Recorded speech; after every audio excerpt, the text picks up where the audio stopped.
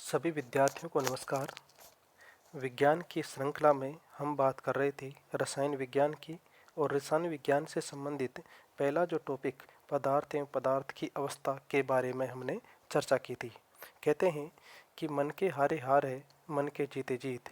जिस विद्यार्थी ने मन में निश्चय कर लिया कि मुझे यह लक्ष्य प्राप्त करना है, तो जीवन में आने वाली कोई भी चुनौती, कोई भी समस्या, कोई भी बाधा उसे उस लक्ष्य को प्राप्त करने में अवरोध का काम नहीं कर सकती, क्योंकि उसके मन में होता है जज्बा, मन में होता है प्रतिबद्धता, समर्पण और जुनून का भाव, जो उसे अपने लक्ष्य की तरफ ले जाने में, लक्ष्य तक पहुंचाने में सहायता करता है। इसी के साथ हम शुरू करते हैं आज का टॉपिक, किंतु कल वाले टॉपिक से संबंधित कुछ बातें हम रिवाइज कर लेते हैं ताकि आज वाले टॉपिक के साथ वो जुड़ जाए। कल हमने बात की थी द्रव्य। द्रव्य क्या होता है? तो हमने बताया था कि कोई भी वस्तु या ब्रह्मांड में उपस्थित वह सब कुछ जिसमें द्रव्यमान पाया जाए, जो स्थान घेरे अर्थात जिसमें आयतन हो, उसे हम द्रव्य या पदार्थ की श्रेणी में शामिल करते हैं। अर्थात ब्रह्मांड में पाया जाने वाला सब कुछ जो द्रव्यमान एवं आयतन से युक्त हो, तो उस प्रत्येक संरचना को हम पदार्थ कहते हैं। उस प्रत्येक संरचना को पदार्थ कहते हैं। जैसे लकड़ी, लोहा।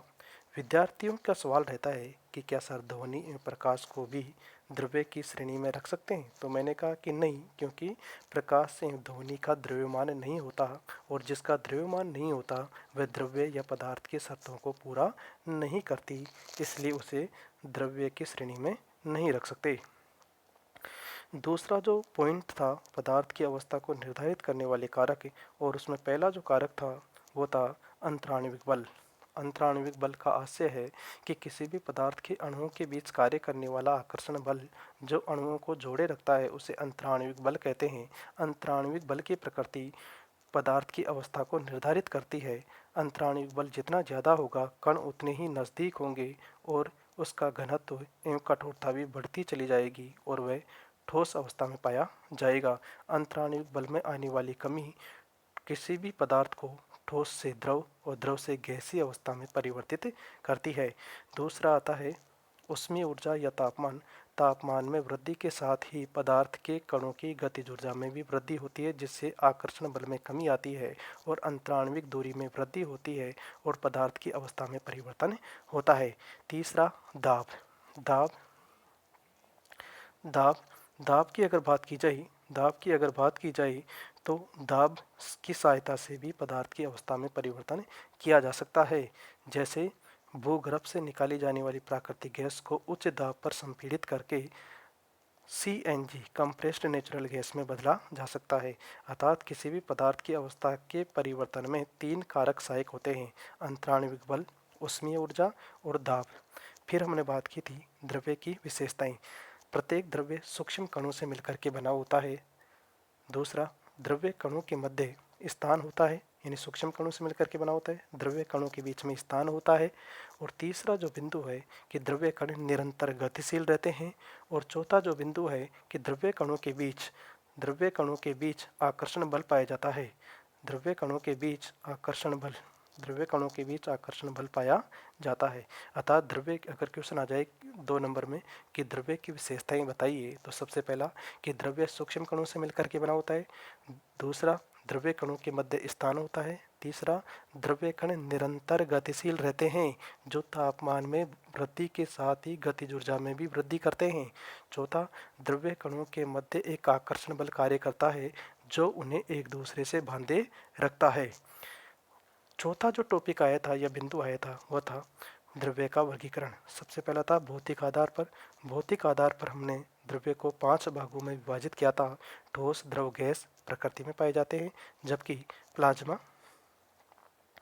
प्लाज्मा और बोस-आइंस्टीन कंडेंसेट इन्हें बनाया जाता है।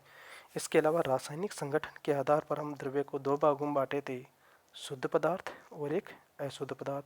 शुद्ध पदार्थ हमने लिया था तत्व, जो एक ही परमाणु से मिलकर के बना होता है। दूसरा था यौगिक, जो अलग अलग परमाणुओं से एक निश्चित अनुपात में रासायनिक संयोग से मिलकर के बना होता है, जबकि अशुद्ध पदार्थ में हम मिश्रण को शामिल करते हैं।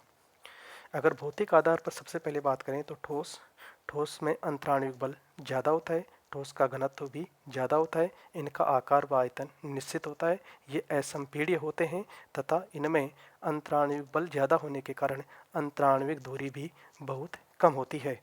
दूसरा, द्रव की अगर बात की जाए तो अंतराणविक बल ठोसों की तुलना में कम होता है, जिसके कारण कणों को गति करने के लिए कुछ स्थान मिल जाता है।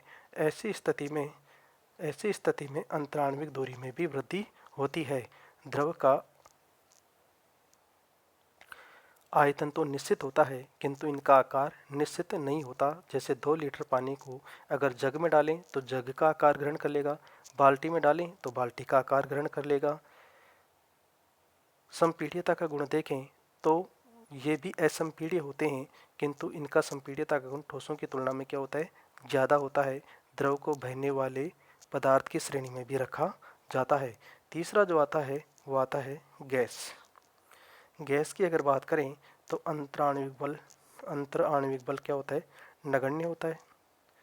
कणों के बीच की दूरी क्या हो जाएगी, ज़्यादा हो जाएगी, और ज़्यादा होने के कारण स्वतंत्र रूप से गति करते रहते हैं। कण दूर दूर होते हैं, दूर दूर होने के कारण आयतन ज़्यादा होता है, आयतन ज़्यादा होने के कारण इनका घनत्व क्या होता है, कम होता है। इनका कम होता है, और कम घनत्व होने के कारण इनको संपीड़ित किया जा सकता है। अर्थात संपीड्यता का गुण सर्वाधिक गैसीय पदार्थों का पाया जाता है। इसके बाद हमने बात की थी ठोसों के प्रकार, क्रिस्टलीय ठोस और अक्रिस्टलीय ठोस। क्रिस्टलीय ठोस में हमने बात की थी कि जिनमें निश्चित ज्यामितीय आकार होता है, दूसरा निश्चित गलनांक व क्योथनांक होता है, जिनको काटने पर 2 समतल सतहों का निर्माण होता है।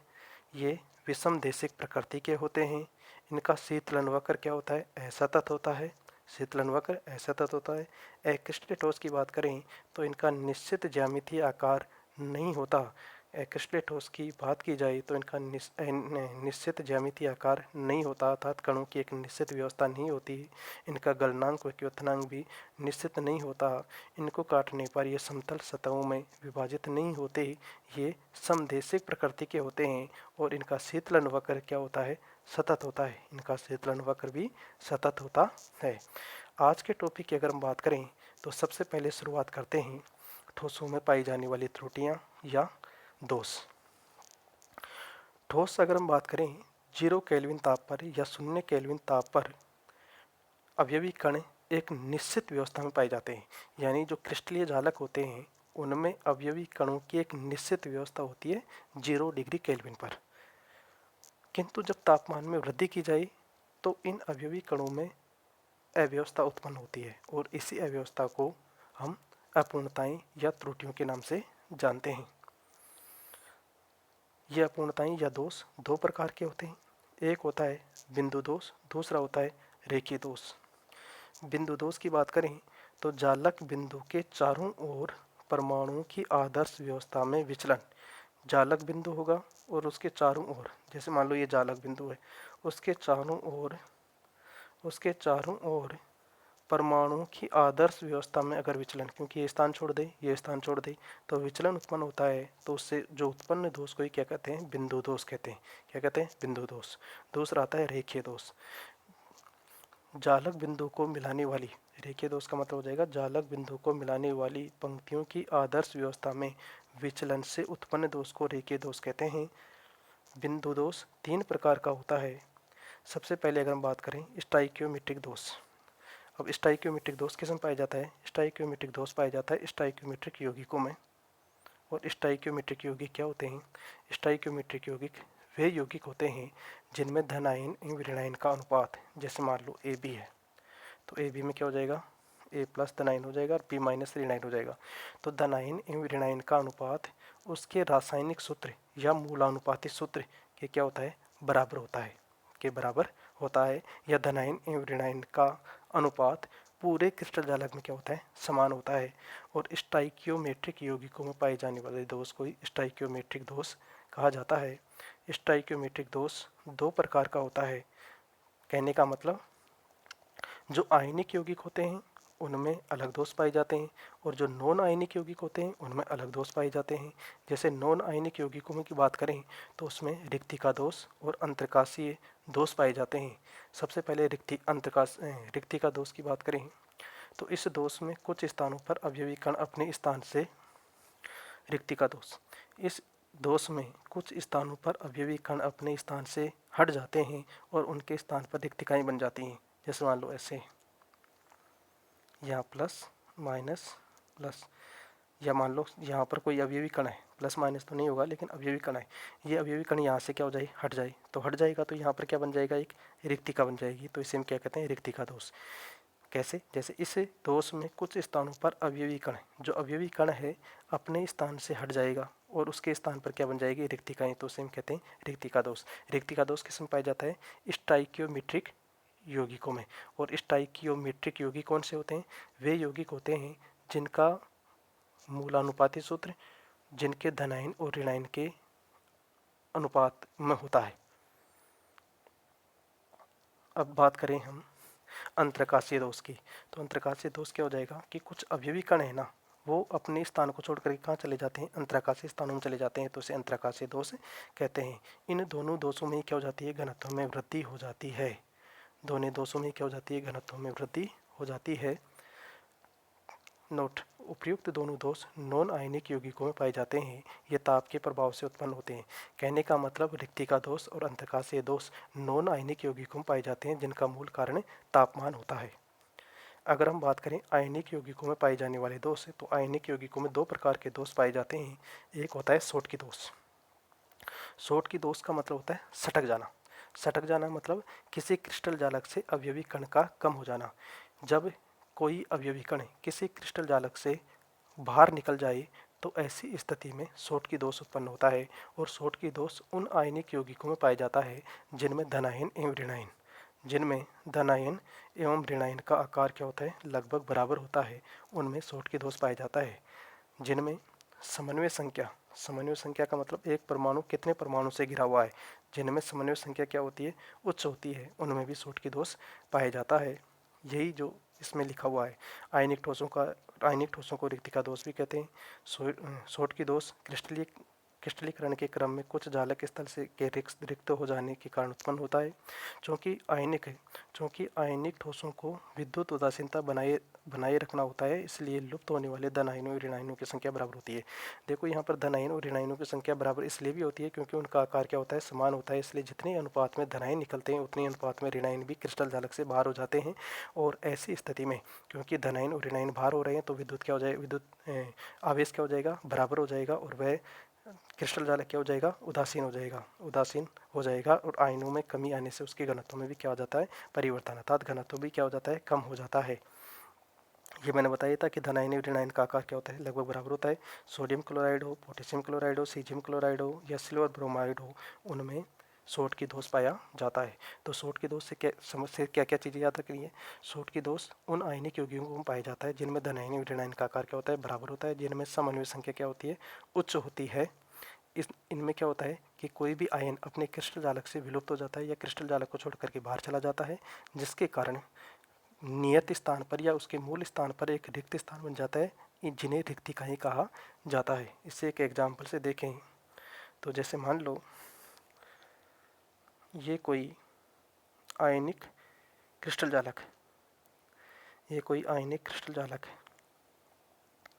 यहाँ है plus minus plus minus plus minus plus minus plus. तो यहाँ से ये आयन इस स्थान को छोड़ करके क्या चला जाए, बाहर चला जाए। तो यहाँ बाहर चला जाएगा तो एक प्लस बाहर गया और एक ही माइनस क्या चला जाएगा, बाहर चला जाएगा। तो यहाँ पर क्या बन जाएंगी, ये दो बन जाएंगी रिक्त स्थान। ये क्या हो जाएगा, रिक्त स्थान। और इस रिक्त स्थान को क्या कहते हैं, रिक्तिकाएं। इसे क्या कहा जाता है, रिक्तिकाएं। अब कितने आयनों की कमी हो गई, 2 आयनों की कमी हो गई। अब 2 आयनों की कमी हो रही है तो उसके भार में यानी उसके आयतन में क्या हो जाएगी, उसके घनत्व में क्या हो जाएगी, कमी। उसकी घनत्व में क्या हो जाएगी, कमी हो जाएगी। यही क्या होता है, सोटकी दोष होता है। फ्रैंकले दोष की बात करें तो फ्रैंकले दोष उन आयनिक यौगिकों में पाया जाता है जिनमें धनायन का आकार, फ्रैंकले दोष उन आयनिक यौगिकों में पाया जाता है जिनमें धनायन का आकार ऋणायन की तुलना में बहुत कम होता है तथा साथ ही समन्वय संख्या भी क्या होती है, निम्न होती है। समन्वय संख्या भी निम्न होती है। और फ्रैंकले दोष में कोई भी आयन क्रिस्टल जालक को छोड़कर बाहर नहीं जाता बल्कि अंतराकाशीय स्थानों में चला जाता है और उसके नियत स्थान पर रिक्तिकाएं बन जाती हैं। नियत स्थान पर रिक्तिकाएं बन जाती हैं तो ऐसे दोष को फ्रैंकले दोष कहा जाता है। वे आयनिक यौगिक जिनमें धनायन और ऋणायन के आकार में अधिक अंतर होता है कहने का मतलब धनायन ऋणायन की तुलना में बहुत छोटा होता है। इसके कारण धनायन ही अपने नियत स्थान को छोड़ करके अंतराकाशीय स्थानों में चला जाता है, जिसके कारण फ्रैंकले दोष उत्पन्न होता है। फ्रैंकले दोष उन आयनिक पदार्थों के द्वारा दिखाया जाता है जिनमें आयनों के आकार में अधिक अंतर होता है। इस दोष के कारण परावैद्युतांक कम हो जाता है। सिल्वर क्लोराइड है, सिल्वर ब्रोमाइड है, एजीआई है, जिंक सल्फाइड है आदि में है जो फ्रैंकले दोष पाया जाता है। नॉन स्टाइक्योमेट्रिक दोष की अगर हम बात करें तो नॉन स्टाइक्योमेट्रिक दोष उन यौगिकों में पाया जाता है या उन क्रिस्टलीय संरचनाओं में पाया जाता है जिनमें धनायन एवं ऋणायन की संख्याओं का अनुपात यौगिक के रासायनिक सूत्र के अनुरूप नहीं होता है, तो उनमें नॉन स्टाइक्योमेट्रिक दोष पाया जाता है। अगर हम बात करें अशुद्धता दोष की बात करें तो जब NaCl में स्ट्रांशियम क्लोराइड मिलाते हैं तो कुछ सोडियम आयन के स्थान पर स्ट्रांशियम आ जाता है, तो उसे विद्युत उदासीनता को बनाए रखने के लिए उतने ही सोडियम आयन को भी हटना होता है। यानी जैसे मान लो क्या आ गया स्ट्रांशियम आयन आ गया, तो स्ट्रांशियम आयन आ गया तो ऐसी स्थिति में विद्युत उदासीनता को बनाए रखने के लिए उतने ही सोडियम आयन को भी अपने स्थान से हटना होता है, तो ऐसे दोष को हम कहते हैं अशुद्धता दोष। इस प्रकार हमने आज बात की क्रिस्टलीय ठोसों में पाए जाने वाले दोष, शॉर्टकी दोष, फ्रैंकले दोष। शॉर्टकी दोष क्या होता है, फ्रैंकले दोष क्या होता है, उनके बारे में चर्चा की। अगर हम बात करें एक शॉर्ट नोट्स के रूप में कि शॉर्टकी दोष और फ्रैंकले दोष में क्या अंतर होता है, तो उसके बारे में है जो हम बात करें तो देख शॉर्टकी दोष यह एक रिक्ति का दोष होता है। इसमें समान संख्या में धनायन एवं ऋणायन पाए जाते हैं और उतनी यानी समान संख्या में ही धनायन एवं ऋणायन क्या हो जाते हैं, अपने नियत स्थान से क्या हो जाते हैं, विलुप्त हो जाते हैं। और जब धनायन एवं ऋणायनों में क्या आ गई, कमी, तो ऐसी स्थिति में घनत्व क्या हो गया, कम हो गया। फ्रैंकले दोष की बात करें तो ये एक प्रकार का अंतराकाशी दोष होता है। ये क्या होता है, रिक्ति का दोष होता है। ये एक प्रकार का अंतराकाशी दोष होता है। इसमें आयन क्रिस्टल जालक से बाहर जाने के बजाय अपनी नियत स्थिति को छोड़ करके अंतराकाशी स्थानों में चले जाते हैं। जो शॉर्टकी दोष है उन आयनिक यौगिकों को पाया जाता है जिनमें धनायन एवं ऋणायन का आकार लगभग समान होता है, जबकि फ्रैंकले दोष उन आयनिक यौगिकों को पाया जाता है जिनमें धनायन का आकार ऋणायन की तुलना में बहुत कम होता है। इस शॉर्टकी दोष में आयन क्रिस्टल जालक से निकल करके बाहर चले जाते हैं, जबकि इसके अंतराकाशीय स्थानों में चले जाते हैं, जिसके कारण शॉर्टकी दोष में जहाँ घनत्व में कमी आती है वहीं फ्रैंकले दोष में घनत्व अपरिवर्तित रहता है।